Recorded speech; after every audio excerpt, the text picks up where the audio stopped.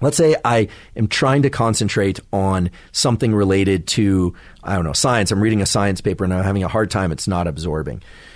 Spending just 60 to 120 seconds focusing my visual attention on a small window of my screen, meaning just on my screen with nothing on it, but bringing my eyes to that particular location increases not just my visual acuity for that location, but it brings about an increase in activity in a bunch of other brain areas that are associated with gathering information from this location.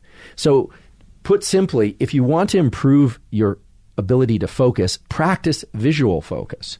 Now, you may ask, well, what about the experiment where people were feeling this rotating drum or listening to the auditory cue? That doesn't involve vision at all.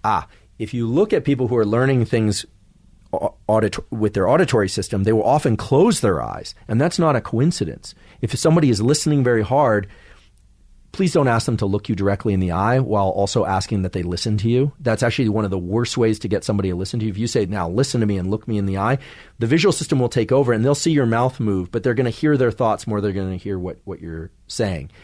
Closing the eyes is one of the best ways to create a cone of auditory attention. And this is what low vision or no vision folks do. They have tremendous capacity to focus their attention in particular locations. And for most people, vision is the primary way to train up this focus ability in these cones of attention. So you absolutely have to focus on the thing that you're trying to learn. And you will feel some agitation because of the epinephrine in your system. If you're feeling agitation and it's challenging to focus and you're feeling like you're not doing it right, chances are you're doing it right.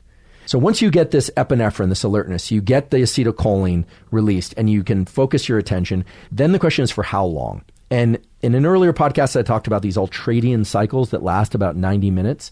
The typical learning bout should be about 90 minutes.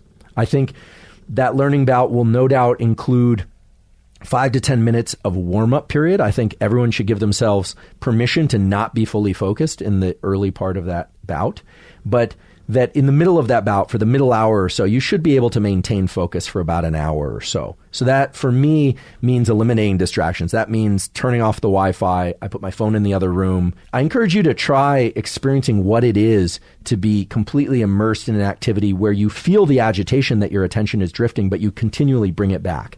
And that's an important point, which is that attention drifts, but we have to re-anchor it. We have to keep grabbing it back. And the way to do that, if you're sighted, is with your eyes. That as your attention drifts and you look away, you want to try and literally maintain visual focus on the thing that you're trying to learn. That's the trigger for plasticity.